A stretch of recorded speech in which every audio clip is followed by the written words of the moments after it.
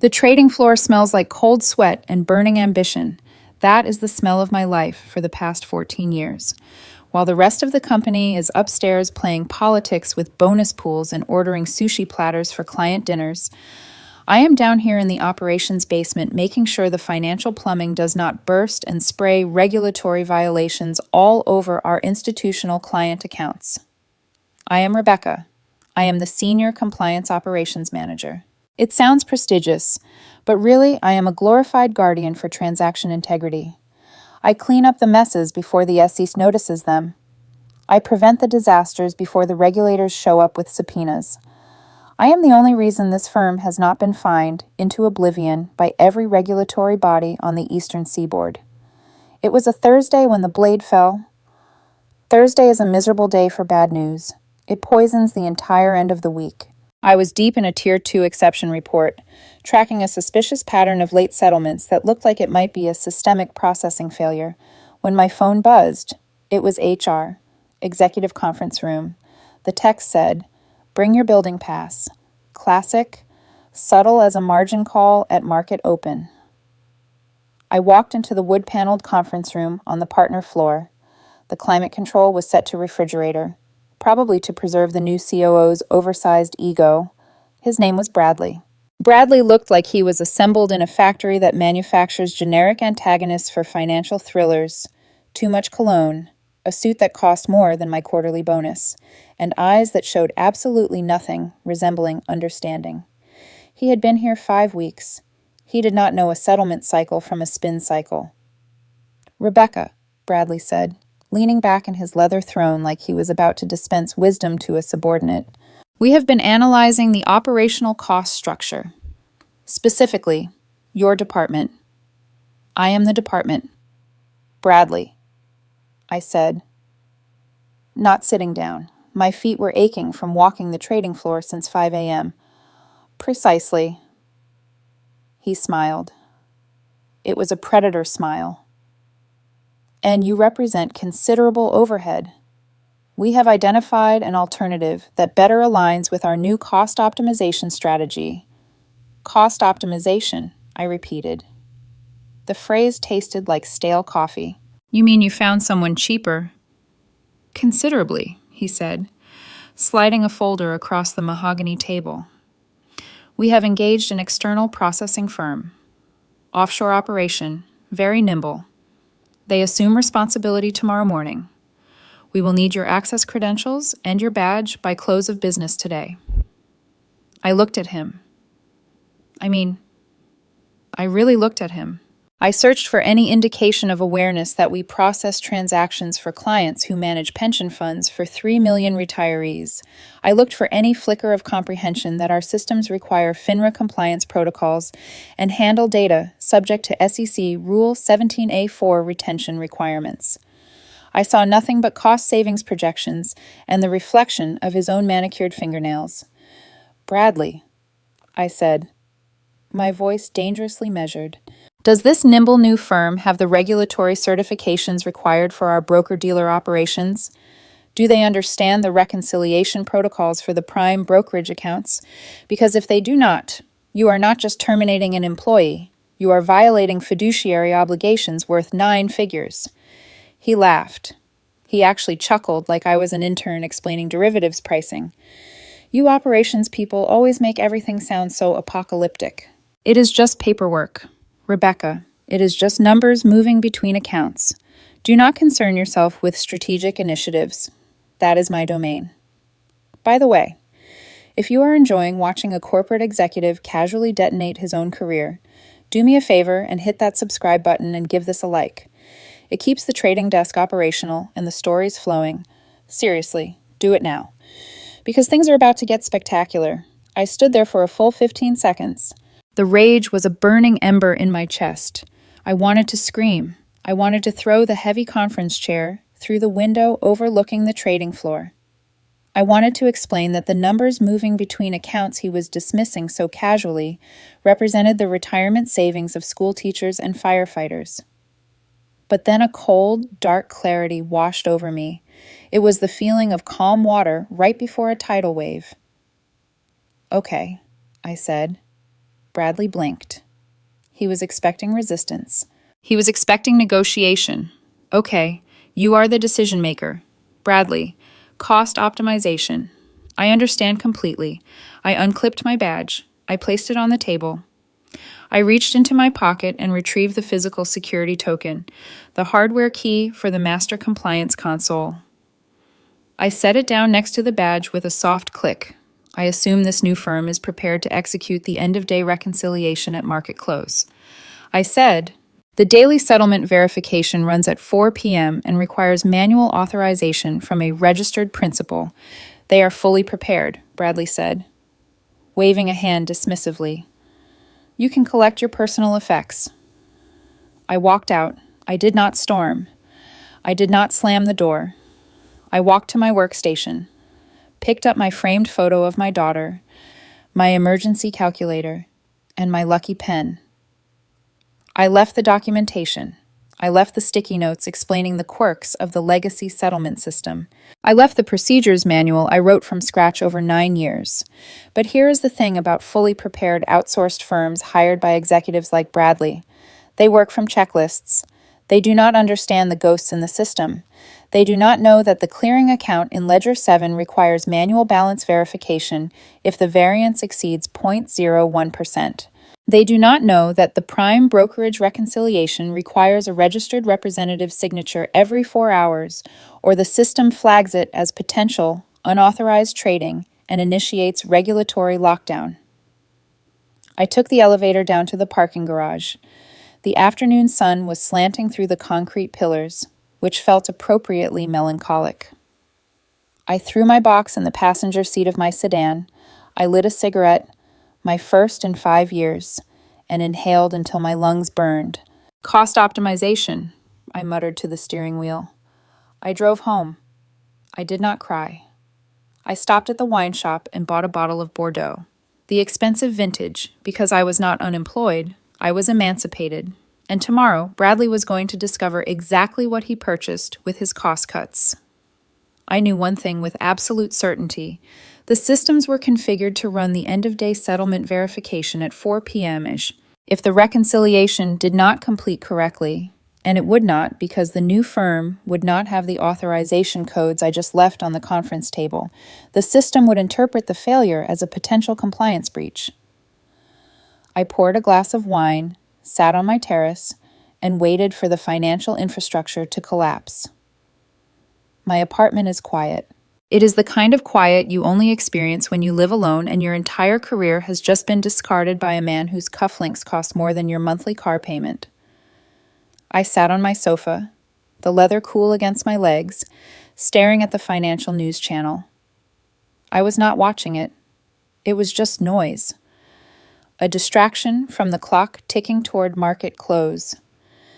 It was 3:47 p.m. In the operations world, specifically the compliance sector, you develop a sixth sense. It is like a phantom limb, even though I was 20 miles away, stripped of my credentials and my access. I could feel the settlement systems humming. I knew the batch processing was queuing for the end-of-day cycle. I knew the reconciliation scripts were preparing. And I knew that in exactly 13 minutes, a team of underpaid, undertrained processors in a time zone 9 hours ahead was going to attempt to authorize the daily settlement. I took another sip of wine. It tasted better this time. My phone was sitting on the coffee table. It was my personal device. But because I had architected the entire alerting infrastructure from scratch, my number was hard-coded into the regulatory exception notification tree. I had meant to remove it. I really had. But in the chaos of packing my daughter's photo and my dignity, I must have forgotten. Oops. At 4:03 p.m., the phone illuminated. The screen glowed harsh in the afternoon light. I did not pick it up immediately. I just observed a single notification. System alert. Unrecognized authorization source attempting settlement verification. I smiled. A dry, humorless smile. There you are, I whispered. Bradley's nimble provider was attempting to process the daily settlement, and because they were cost-conscious, they were not using the registered principal verification protocol I had spent 8 months configuring to FINRA standards. They were coming through the standard batch authorization gateway. That is like trying to execute a trade without a Series 7 license. The phone buzzed again and again. System alert. Invalid credentials. Authorization attempt 2. System alert. Invalid credentials. Authorization attempt 3. Here is the critical detail. The system they were attempting to access was not the marketing database. It was not the HR portal. It was the primary settlement engine for our institutional client accounts. The system that processes billions of dollars in daily transactions. You do not simply log into that system, You need a hardware token, a principal registration number, and specific FINRA authorization clearance. Bradley had the token. It was sitting on the conference table where I left it, but Bradley was probably in his corner office, admiring the view and dreaming of his year-end bonus. The processors did not have the token. They just had a username and password provided by the IT help desk. The phone buzzed a 4th time. System alert. Unauthorized access pattern detected in regulated zone. Protocol Sentinel initiated. My stomach tightened. Protocol Sentinel. I wrote Protocol Sentinel. It is the regulatory equivalent of sealing the vault, locking the doors, and alerting the authorities. Protocol Sentinel does not merely block access. It flags the attempt as a potential compliance violation. It assumes the user is an unauthorized party attempting to process transactions without proper registration. It immediately captures the access attempt details, timestamps, and this is the beautiful part. It initiates an automatic notification to the compliance monitoring system. If I were a loyal employee, this is the moment I would call Bradley. I would call the emergency line. I would scream, "Stop them before the regulatory flags trigger." But I was not an employee. I was a liability. I was too expensive. I watched the phone vibrate across the table, dancing toward the edge. The processors were persistent. I could practically visualize them sitting in an office park halfway around the world, sweating, staring at screens that kept displaying authorization denied. They were probably messaging their supervisor, who was messaging Bradley's assistant, asking why the credentials were not functioning. They would attempt to bypass it. They always do. They think it is a system glitch. They think if they just force the authorization command, it will process. The phone buzzed again. A new message this time. Critical manual override attempted on settlement authorization. "Oh, you absolute amateurs," I said aloud, shaking my head. Manual override. They were trying to force the settlement through without proper authorization. By doing that, they had just crossed the line from incompetent to potentially fraudulent. The system was designed to react to precisely this behavior. It was not merely logging errors anymore. It was constructing a regulatory case file. Every keystroke they made was being recorded and packaged into a tidy archive labeled evidence. I poured another glass of wine. The deep red liquid swirled in the glass. I pictured the operations center. The status lights on the settlement terminals would be flashing from green to amber to red. The system would be generating exception reports as the processing algorithms detected the unauthorized access patterns. Someone at the firm, probably the night operations supervisor or a junior analyst working late, might notice the alerts cascading across their screen, but they would not understand what it meant. My phone finally stopped buzzing for a moment. Silence. Then a different tone, a sharp, piercing alert. I picked it up. Alert FINRA compliance monitor triggered. Severity elevated. That was it. The first domino had fallen. The system had detected the unauthorized settlement attempt on accounts holding regulated securities. And as per the compliance protocols I had implemented, it had sent an automated notification to the external monitoring authority. The monitoring authority is not located in our building. It is operated by FINRA's Market Regulation Division. The processors had just knocked on the door of the federal regulators and sprinted away. I sat back, the leather creaking. My heart was pounding, a heavy rhythm in my chest. This was catastrophic. This was career-ending for the firm. If I intervened now, I could perhaps contain it before it escalated to the next level. I could log in through my backdoor access, which still functioned because I am not incompetent, and halt the processing queue. I could save Bradley's career. I looked at the empty spot on my wall where my Series 24 license used to hang. I remembered the smirk on Bradley's face. Cost optimization. I placed the phone face down. Not my problem, I said. But the evening was young, and Bradley's nimble team was just getting started. I could not remain in the apartment. The silence was too loud, and the urge to fix things was an itch under my skin that I could not scratch. So at 6:30 p.m., I found myself at the Golden Spoon Diner, a 24-hour establishment that smelled of burnt coffee and broken dreams. It was perfect. I ordered black coffee and a slice of cheesecake that looked like it had been sitting in the display case since the last market correction. I opened my laptop. Now, before you judge me, understand this. Bradley revoked my compliance system credentials. He confiscated my hardware token. He locked me out of the settlement systems. But Bradley, in his infinite wisdom, forgot that the building's physical security system, the cameras and the access logs, runs on a completely separate legacy network that I coincidentally also maintained because the facilities director could not figure out how to generate his own reports. I still had the master login for the security cameras. I typed in the IP address, bypassed the certificate warning because facilities never updated the security certificates, and there it was, a grid of 12 grainy feeds. The trading floor was quiet. The desks were empty. The market had closed hours ago. But wait, camera 4, the operations center, there was activity.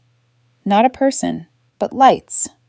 The status indicators on the settlement terminals were strobing like a cardiac monitor during a crisis. Red, amber, red, red. And then on camera 2, the main operations floor, I observed a monitor illuminate. It was Bradley's deputy's workstation. The screensaver vanished, replaced by a remote desktop window. The mouse cursor moved erratically across the screen. The nimble team was attempting to troubleshoot. Since they could not access the settlement systems directly, they were remote controlling a desktop inside the network, hoping to pivot from there. It was painful to observe. It was like watching someone attempt surgery with a letter opener. I zoomed in on the feed. The resolution was poor, but I could make out windows opening and closing, command prompt, system settings, network configuration. They were modifying the authentication parameters. Oh no, I whispered into my coffee cup. The waitress, a woman named Marge who looked like she had survived multiple financial crises, refilled my mug without asking. Trouble with a man, she rasped. Something like that, I said. He is an idiot. They all are, honey. Eat your cheesecake. I watched the screen on my laptop. Modifying authentication parameters inside a regulated settlement system is a massive red flag. It tells the automated compliance system that the internal controls are being circumvented. Suddenly, on the camera feed, the lights in the operations center stopped strobing. They went solid red. All of them. Lockdown initiated. I did not need a notification to confirm what happened. The system had reached its tolerance threshold. It had frozen the settlement queue. It had suspended all pending transactions to protect the client accounts. The mouse cursor on the remote desktop in the operations center froze. The connection was terminated. The processors had just locked themselves out completely. I laughed. A short, sharp bark of laughter that made a taxi driver 2 booths over look up from his scrambled eggs. But then I observed something else. Camera 1, the lobby. A security guard. Old Mr. Fitzgerald was examining his panel. He picked up the phone. He looked confused. He was dialing a number. He was not dialing the police. He was dialing the emergency contact listed on the wall. My phone rang. I stared at it. It was the building front desk. Mr. Fitzgerald was calling me because my name was still on the in case of fire or financial apocalypse sheet pinned next to the emergency procedures. I let it ring. It rang 4 times, then went to voicemail. I could imagine his message. Miss Rebecca, the lights are doing that blinking thing again, and all the screens in operations just went red. It is getting real quiet in here. Just thought you should know. The screen's going red. That was the visual indicator of the lockdown. The settlement queue was frozen. All pending transactions were suspended. Billions of dollars in client money was sitting in limbo. And while the data was secure, the processing was dead. I took a bite of the cheesecake. It tasted like cardboard and regret. I switched tabs on my laptop to my email, my personal email. I drafted a message to Bradley. Subject FYI Body Bradley. Looks like you might be experiencing some growing pains with the new provider. Remember, cost optimization comes with consequences. Best of luck. I hovered over the send button, then I deleted it. No. He needed to learn. He needed to feel the pressure. I watched the settlement queue status through a backdoor monitoring portal I had set up years ago. The pending transactions were accumulating. $47 million, $83 million, $120 million. At some point, the institutional clients would notice their transactions were not settling. At some point, they would call their prime broker. At some point, Bradley's phone would ring. I checked my watch, 7:45 p.m. By morning, there would not just be operations problems. There would be lawyers with lawsuits and regulators with subpoenas. Marge, I called out, can I get another slice and maybe some extra cream? I am celebrating. Celebrating what she asked. Sliding a fresh plate over. Career transition, I said. It is surprisingly satisfying. You know how in disaster movies the music swells right before everything collapses? In operations management, there is no music. There is only the silence of your inbox, followed by the avalanche of catastrophe. I remained at the diner until 10:30 p.m. The settlement queue was holding at a staggering $240 million in suspended transactions, enough to trigger margin calls, enough to cause liquidity issues, enough to attract regulatory attention. My phone, which I had silenced, was vibrating against the Formica table like a dying heartbeat. I unlocked it. The notifications were accumulating like compound interest. Critical settlement deadline exceeded. Critical client notification threshold triggered. Critical margin call alerts generated, and then the significant one. The notification that makes your blood run cold even when you anticipate it. Regulatory compliance alert. Unauthorized settlement processing. Severity level. Critical. FINRA notification initiated. Let me explain what critical severity means in the world of financial services. Level green means everything is functioning normally. Level yellow means someone missed a deadline. Level amber means we have a potential compliance issue. Investigate immediately. Level critical means the settlement integrity has been compromised. The client funds are at risk. We are assuming the operations have been infiltrated. Level critical does not send an email to the operations desk. Level critical sends an automated high-priority signal to FINRA's Market Surveillance Division. It is an electronic distress signal fired directly at the regulators. I sipped my lukewarm coffee. I pictured the scene at FINRA headquarters.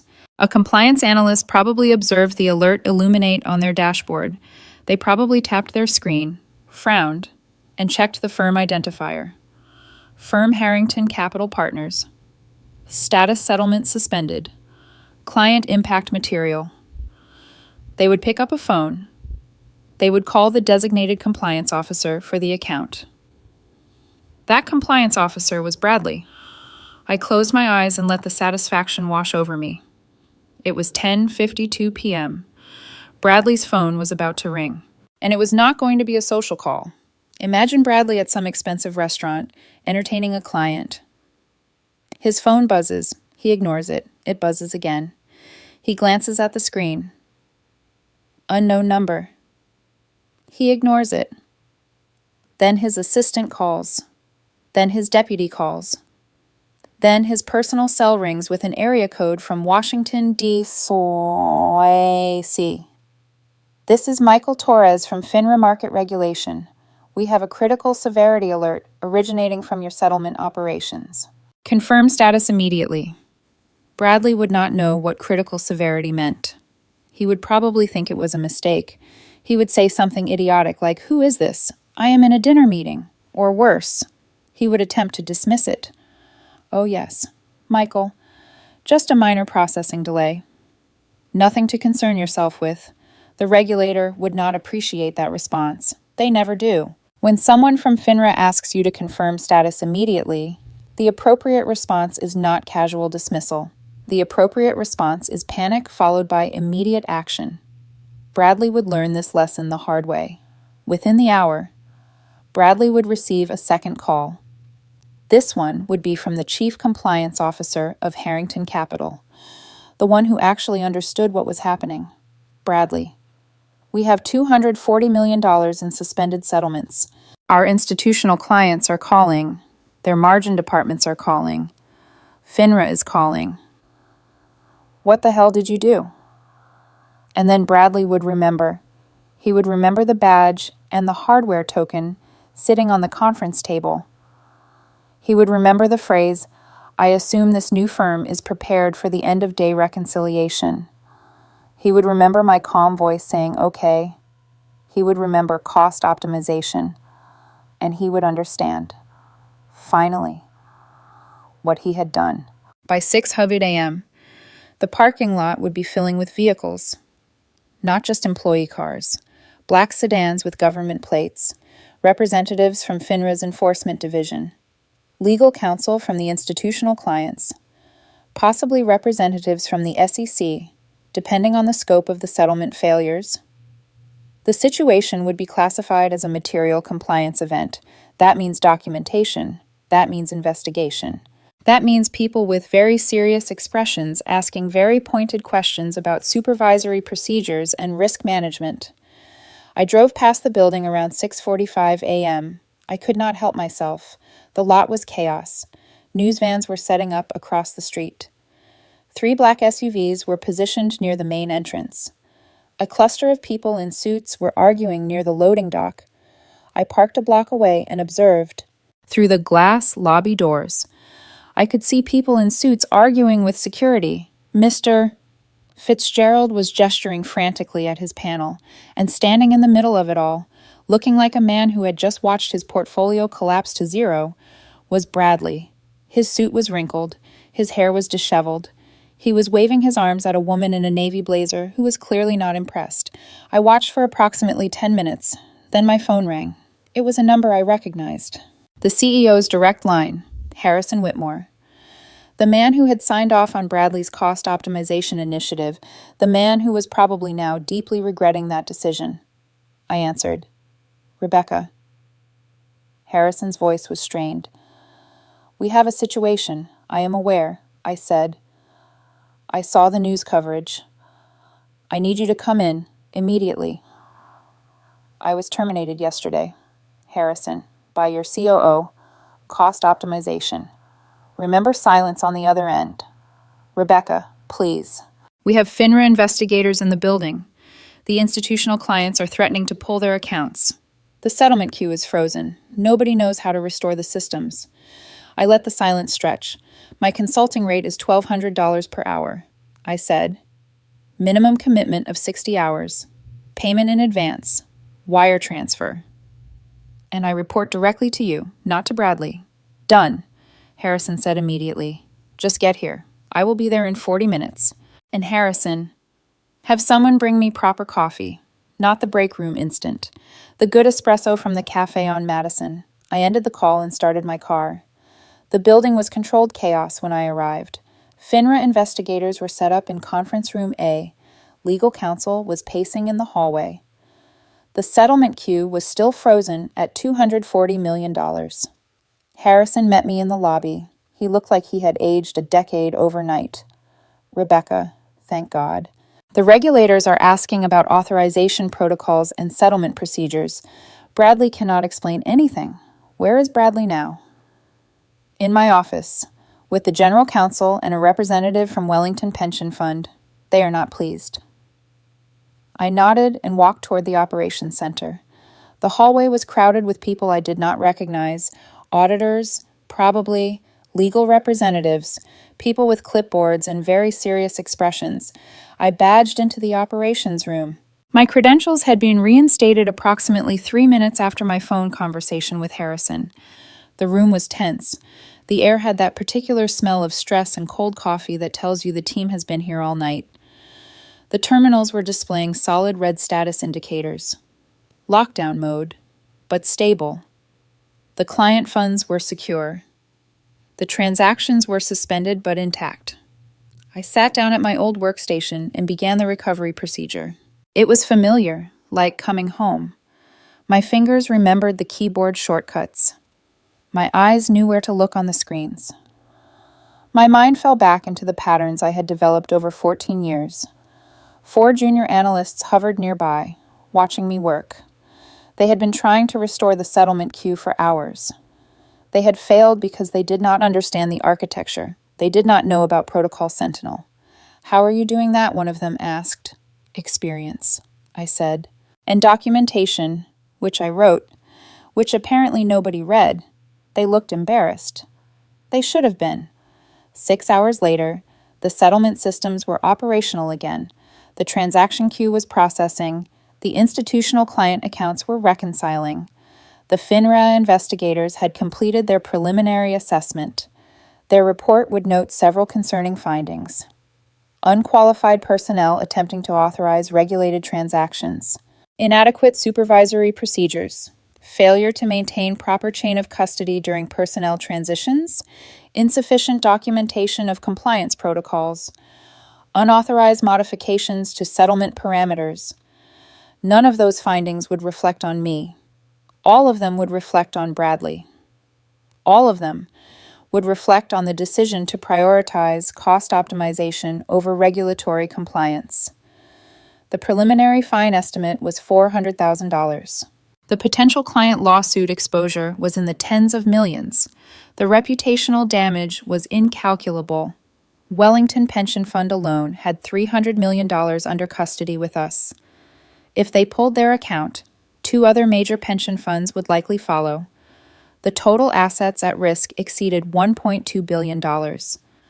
The management fees alone on those accounts represented nearly 15% of the firm's annual revenue. All to save my salary.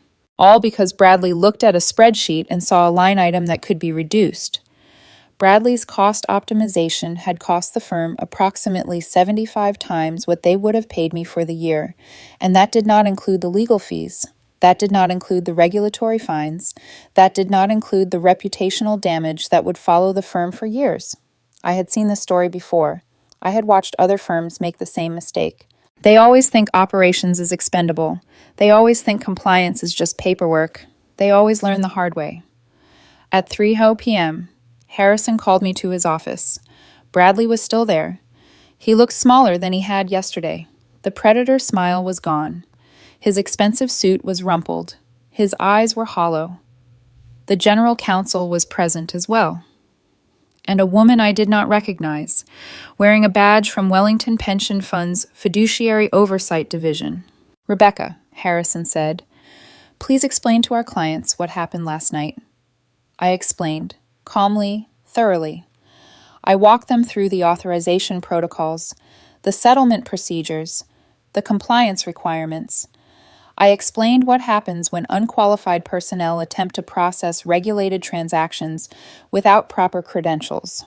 I explained Protocol Sentinel. The pension fund representative took notes throughout. When I finished, she looked at Bradley. "Mr. Chen," she said, "you authorized the termination of your compliance operations manager and the engagement of an uncertified offshore provider to process settlements for accounts holding our beneficiaries' retirement funds." Bradley opened his mouth, closed it, opened it again. "I was trying to optimize operational costs," he said weakly. The pension fund representative turned to Harrison. "Mr. Whitmore, Wellington Pension Fund is invoking the compliance incident clause in our custody agreement. We require a formal remediation plan within 48 hours, or we will be forced to terminate our relationship and report this incident to the Department of Labor." Harrison nodded. He looked at Bradley. "Bradley, clear out your office." What you are terminated, effective immediately. Legal will be in touch regarding the regulatory investigation. Bradley stood up shakily. He looked at me one final time. I was just trying to save the firm money, he whispered. You get what you pay for, Bradley, I said, and sometimes you pay for what you get. 2 security personnel entered the room. Sir, please come with us. They escorted him out. I watched him go through the glass walls. He looked smaller than he did yesterday. Harrison looked at me. Rebecca, I am sorry. I did not know. That is the problem. Harrison, you did not know and you did not ask. You just saw a smaller number on a spreadsheet and signed the paper. I stood up. I have work to do.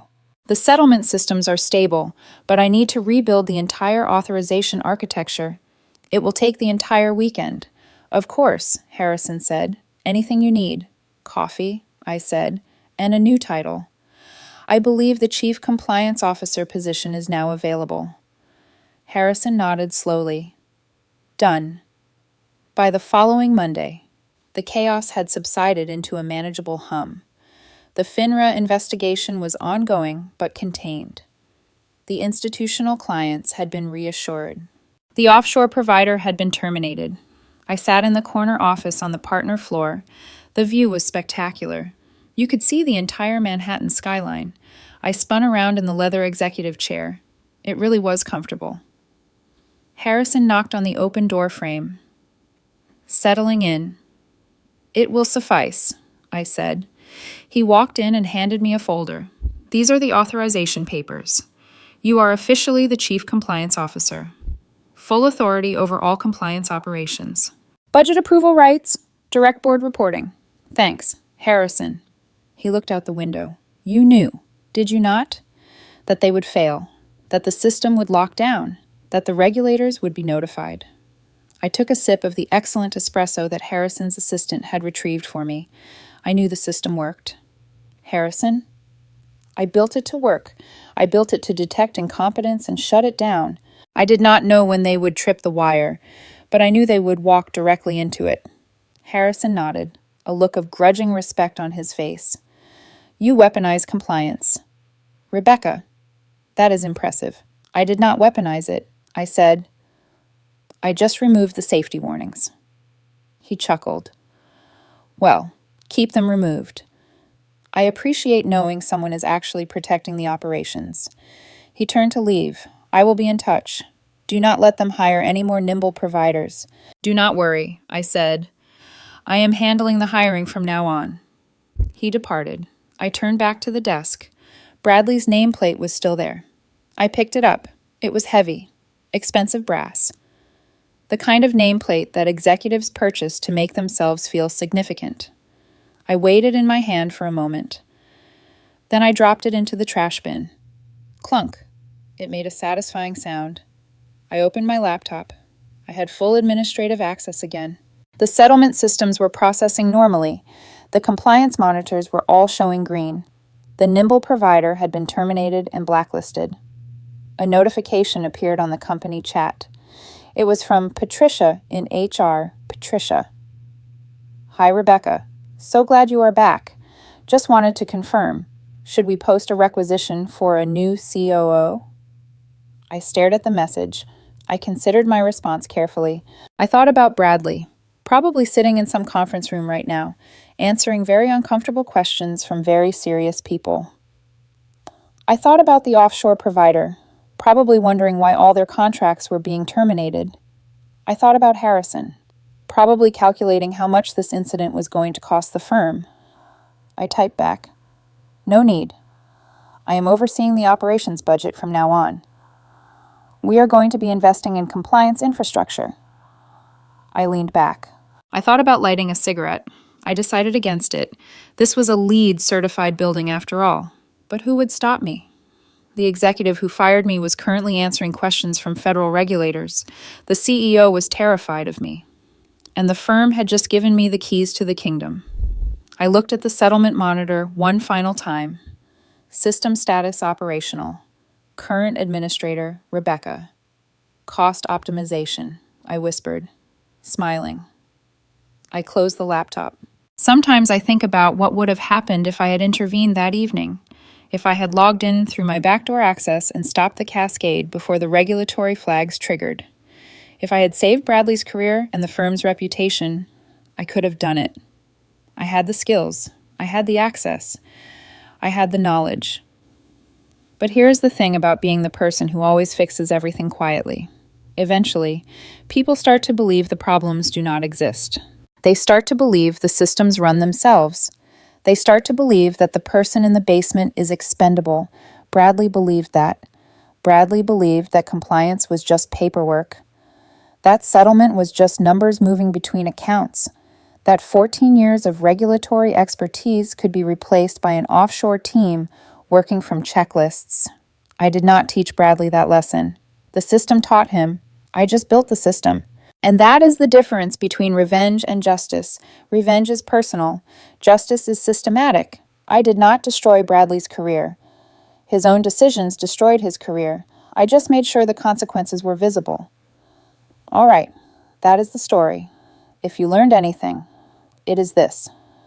Never terminate the person who understands where the regulatory landmines are buried, or in this case, where the compliance protocols are configured. And seriously, if you enjoyed watching corporate arrogance get humbled by financial regulations, hit that subscribe button and give this a like. I have plenty more stories from the trading floor, but for now, I have a department to run. Appreciate you sticking around. You legends of the break room, subscribe for more chaos. Let us make your former manager spill their coffee in fear